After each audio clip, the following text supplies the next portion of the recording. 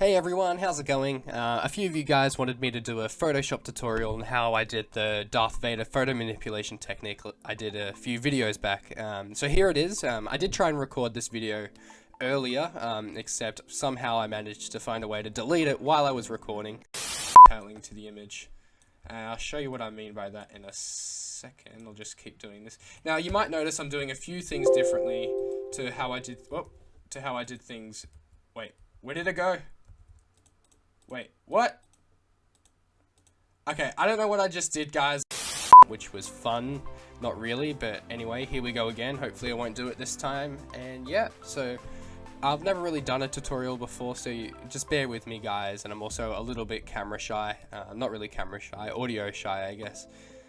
So just bear with me. I'm going to dumb it down for people who might not be as familiar with Photoshop as some other people might be. So I'm sorry if I'm, you know, cutting to the basics and just showing what everything is, but yeah, I don't know. But anyway, yeah, so the first thing you want to do is just, when you're in Photoshop, is go File, Open, and you just want to open the Darth Vader layer, the Darth Vader photo, which I'll link in the description for you guys to use, and then you just want to add the photo that you want to put behind the helmet, both in the Photoshop. So in this case, I used this image last time, so I'll use it again this time, and then you got the Darth Vader photo.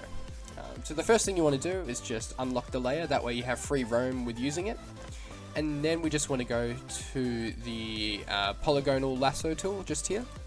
And we basically just want to select parts of the Darth Vader face, keeping in mind about 3D dimensions and whatnot. So just tracing it around like this. Basically just clicking all the areas we want to get rid of. Kind of like this. We'll add a bit more detail later, but for the moment we just kind of want to get a basic outline of it. And then basically you just want to connect the dots at the end, and then it'll select the image, and then you can just press delete on your keyboard, and then it's all there. So basically the next thing you want to do is just go to the image tab of what you want to put behind the image, and then we just want to use the selection tool to kind of just grab it and then drag it across the other side. So as you can see, it's a really large image, so what we're going to do is press Control or Command if you're using a Mac T. So Command T, and then holding Shift, we just want to drag it down. By doing this, you're making sure that you don't distort the image, because if you don't use Shift, you can kind of do stuff like that, which isn't very great. It won't look as realistic, I guess, as if you were going to do it holding Shift. So basically, once you're happy with the size, like this, just press Enter, and then basically what we want to do is we just want to drag this layer, which I'm actually going to quickly call Face, and I'm going to call this one Darth Vader, so it's easy for you guys to know what they are. So you just want to move the face layer and move it below the Darth Vader layer. So as you can see here, it's now behind where you cut out. I'm going to use the Transform tool again by going Control T. I'm just going to make it a bit bigger so it's a little bit more realistic. One mistake I did last time is I had the eye a bit too far down, so it didn't really match up with Darth Vader's, so that's one thing I'm going to fix this time around. So something like that's pretty good. I might make it a little bit bigger. Just trying to make the nose match up with the nozzle that Darth Vader's wearing. Just like that. So that's pretty good. So just press Enter once you're ready, all good with that. And we just want to quickly again select the Darth Vader layer. And using the polygonal lasso tool again, we just want to add some extra detail. But one thing we want to keep in mind is to leave the right side of the helmet, because that's where we're going to add a lot of the 3D dimensions to. It's going to be one of the highlights of the manipulation. So basically what we want to do here is just add some extra detail. So I kind of want to show a bit more of the face and nose, so I'm just going to do little sharp cuts through the helmet, just like this, to make it a little bit more detailed. Connecting the dots, as I said before, make sure that you're selecting everything. Might just showcase the mouth a little bit more than what I just did. There we go.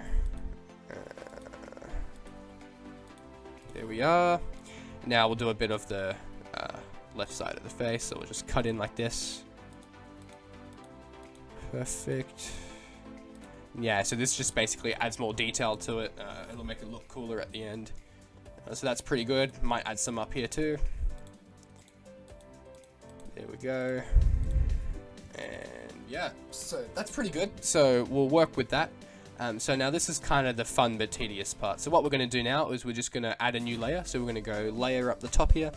We're going to go new and then layer. And we're just going to call it fire effects. Too easy. So what we'll do now is you just want to move this layer between the Darth Vader and the face layer. So just like that. And now what we're going to do is we're going to select the brush tool, which is just here. And then we're going to select a hard brush like this.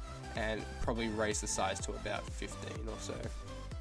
15 is good. So now what we want to do is we just want to pick an orange color, an orangey red color. Something like that's perfect. Click OK. Also, sorry, I clicked the color palette to get to this stage. And now what you just want to do now is zoom in, and this part's a lot easier when you have a like a pen pad. Like a lot of people can draw in Photoshop using this pad. I don't know where to get that from, but I'm using a mouse, which does the trick as well. Basically, you just want to making sure you're on the fire effects layer, just outline the helmet like so. Making sure it's fairly straight, otherwise it won't look very realistic. I've had to retry this a few times so far, but that's looking good so far. And basically, the more narrow the helmet, the more narrow you want to draw. So just doing it a little bit more shallow across here, and as it rises, kind of just make it fade a bit, so it looks a little bit more realistic. So yeah, like that is perfect. And then obviously we want to do it here too, and a bit narrow, but do it across here. And that bit there, and just basically all the parts you can see on like the left side of the helmet will do the trick perfect. So like up here and across here, and maybe a little bit here, just a little bit. So cool, so that's perfect. So basically what we want to do now is we just want to change the color. So we're going to go to the color palette and just pick more of a yellow kind of color, maybe a little bit more yellow than that. So something like that's perfect. Then we want to just go up here and change the size to 3 pixels instead of 15. So now what we want to do is we just want to zoom in, and basically this is the tedious part, but you just want to put dots all over the orange. So what this will do is it'll create like a molten lava kind of effect, which will make it look like the helmet got sliced off with a lightsaber, that kind of thing. Alrighty, so this is what it should look like after you're done. So something just like this is fine, with all the little yellow dots everywhere. Now the next thing we want to do is just create another layer, so it's separate from the one we just did, and we'll just call it glow, and then just making sure it's above the fire effects layer. So now what we want to do is click the brush tool, get a soft brush, so something like this, and then increase the size to like 200 or so, I think, maybe even a bit more. Look, yeah, about 200. Yeah, perfect. So now what we want to do is get like a mix between orange, red, and yellow. So we'll start with red, maybe make it a little orange, something like that. And we just want to turn the opacity down to about 19-20%, and then the flow down to about that too. So now what we want to do is just surrounding the helmet, we just want to add some glow effects. So what this does is it makes it seem like there's light being shown onto the face. So as we start to click around, you can see that the face is starting to glow a bit now. In some areas you can just spam it, like you can hear me doing here, and it does the same kind of effect that we want it to. Obviously the closer it is to the helmet, the lighter it'll be, so spam it closer to the edge, and then as you grow out further from the edge, just, you know, click it here and there kind of thing. So already you can see this kind of has a more of a realistic effect on the image.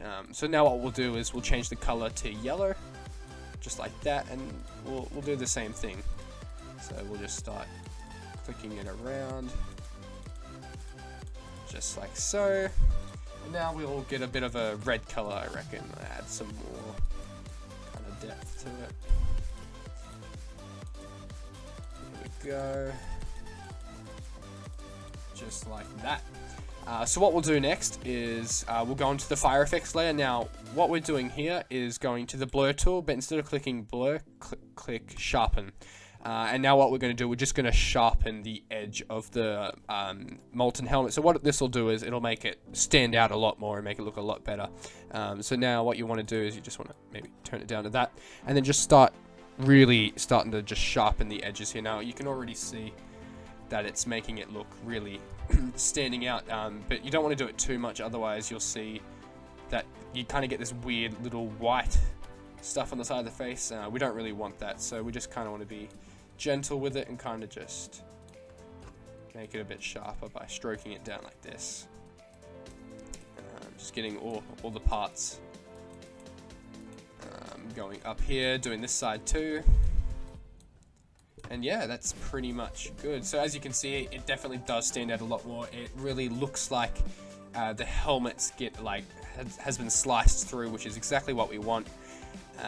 So now we're just going to be doing a bit more shadowing in the right side. So obviously this side's going to be a lot more black because it kind of adds some more dimension. I'll just quickly pull up the photo. So this is the original photograph I'm doing. So as you can see, there's all these dark areas here, which is what we're going to be trying to create now.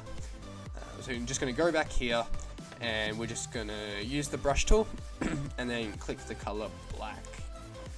We probably don't want it to be pitch black, maybe a little bit lighter, just so we can work around with the shading and stuff. And turning down the brush to about here, or maybe a little bit more, to about here.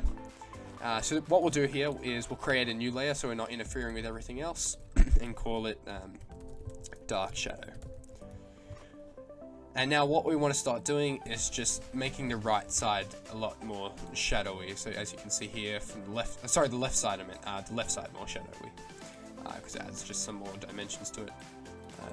So even if it's crossing out what you've already done, that doesn't matter. The reason why we did that there is just so we're making sure it's all, you know, makes sense, if that makes sense. So we just want to basically just darken this side of the face.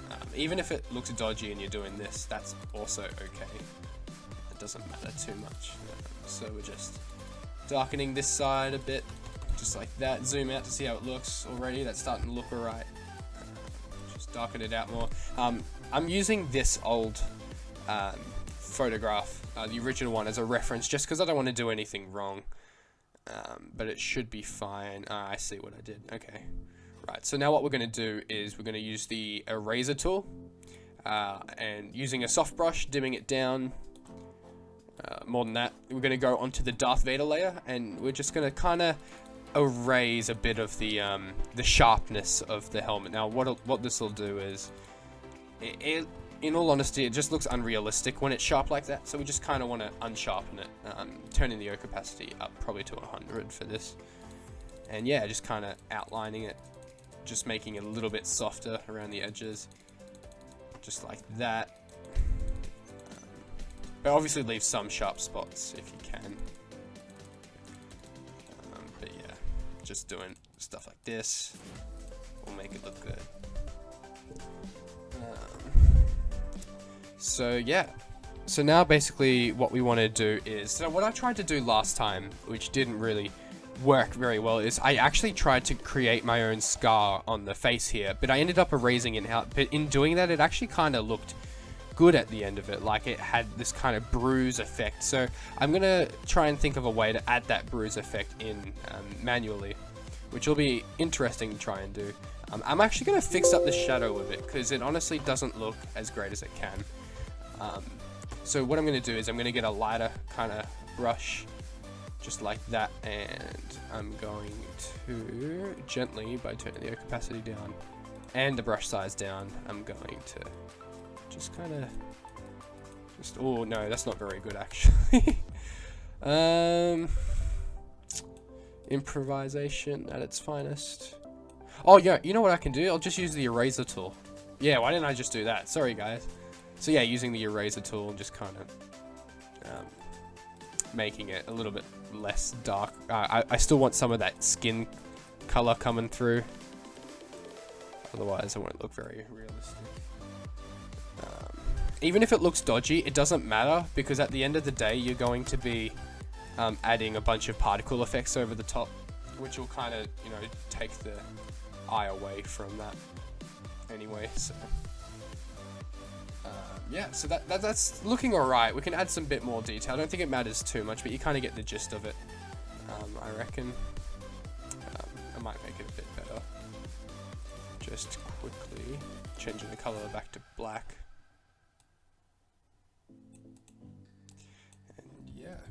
Oh, sugar, that does not look good. Anyway, that's fine. I'll leave that for now. So basically what I might actually start doing is adding some fire effects around. So what you want to do is you want to go File, Open, and I'll link this in the description, but I basically found a Google image of these particle effects, and it does look dodgy, but it's very easy to fix it up. So what we want to do is we just want to unclick the layer. We want to go Select Color Range, and then just click black on the screen here using the eyedrop tool. And now we just want to turn it up to about there. That's fine, and it'll basically select it all. Actually, we want to inverse this, so we'll go Control or Command Shift I, and then it'll select all the little particles, which we're going to move. Well, you just want to make sure you select in the selection, and we're just going to move it here, and making sure that it's at the top. So I'll rename this layer Particle, and I'm just going to fix it up a bit, because as you can see, it has a bit of a little fire glow type thing happening at the bottom here, which we actually want to get rid of. So we can just use the eraser tool to do that, and just get rid of it, making sure the opacity's up. I was wondering why that wasn't working, and just erasing it like that. That'll do. So what we'll do is we'll just kind of plop it where we think it works best. We actually might start with doing the, I'm just going to fix it up a bit more, the right side of the helmet, but what we want to do is we just want to make it small, and then yeah, just start chucking particle effects around. So what we want to be doing is copying and pasting the layers, so we have a bunch of particles to use. So to do that, just click the layer you want to duplicate and press Control or Command J, and as you can see here, it makes a copy of it, which we can then move to the side. So yeah, I'll just keep doing that. Maybe change up the sides a bit, just so it doesn't look like I'm using the same particles, but then again, it's very small, and so you don't really see it that well anyway. But basically what we're doing here is we're just kind of adding some dimension to it, I guess, making it a little bit more like what it actually is. Just like that. Awesome. And now what we'll do is we'll just make a bigger one, so by using the transform tool, which I did Control T to get, and then just making it bigger, maybe about that size, and then pressing enter, we'll just start placing some particle effects around. So just like that. Control T. So I'm just copying a bunch of layers and just spreading it around. I might just skip this part, just you guys kind of get the gist of it. Actually, no, why not? I'll just keep doing it. It's cool. So I'm sorry if this manipulation doesn't look as good as the original. It has been a while since I've done it, and I haven't really rid up my own way of doing it. The way I did it in the first place, actually, was I kind of just winged it, and it worked for me. So yeah. So basically, the reason why we have small particles around the outside is because that's kind of where the particles are coming from in the first place. So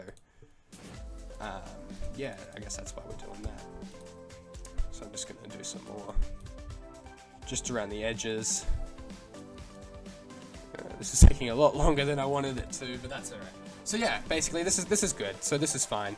So what we'll do now, so this is one thing I chose to do for the other one I did, because I wanted to make myself look like a Sith, and that was to make the eye yellow, because that's the color Siths have. So what we'll do to do that is we'll select the face layer, which is the very bottom layer, and then using the polygonal lasso tool, we just want to select the outside of the eye. It doesn't have to be perfect, because it'll look fine from a distance anyway. Let's just select the eye just around like that, and then once it's selected, we just want to go Image, Adjustments, Color Balance, and we just want to bring up the yellow and the red, so we get that kind of orangey yellow effect. And then clicking off it, yeah, so basically it's yellow, and that looks pretty cool, I must admit.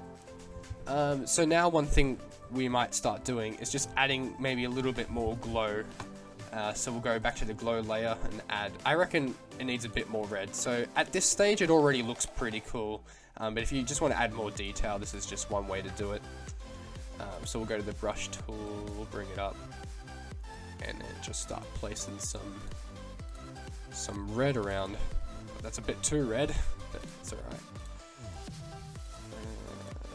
Just like that. There we go. So I'm actually going to add some bruising. Now, I don't know how I'm going to do this. I think there's lots of ways to do it. One thing I might actually just do is I'm going to get a brownie color, something like that. And I'm actually just going to draw it. Just draw some brownness around, I guess. Lift up the opacity a bit. And yeah, just... Oh, maybe something a little bit darker would be good. So something more like that. Yeah, that's a lot better. And just start drawing around, as silly as that might sound. Then what I'm going to do is I'm going to get the smudge tool. I'm going to turn it up. And hopefully this gives a good little smudge effect that isn't too unrealistic. We could always fix it up later. But just smudge it around. And I might even erase it a bit.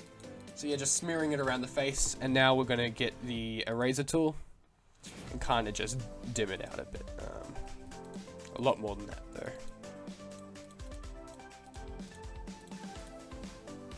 Because this way we have a little bit more bruises, so it looks a little cooler, I guess, more realistic. What I'll do now is I'll actually get the blur tool, so clicking here, and then just start blurring it out.